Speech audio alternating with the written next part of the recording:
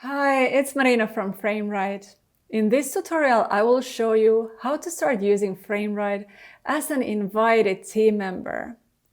If you're not yet registered to Frameright, you need to first sign up. Then go back to your team invitation email and click on the link again.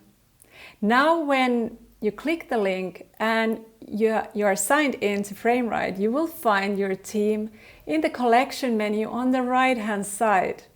Please note that you cannot add or make changes to collections in your team.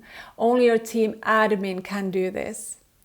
But from the settings, you can still find the Quick Compose feature. Now, as a team member, you also have access to all the benefits of Pro subscription, which means that you can create your own collections and share them. Learn more about what is possible with Frameright from the tutorials linked below.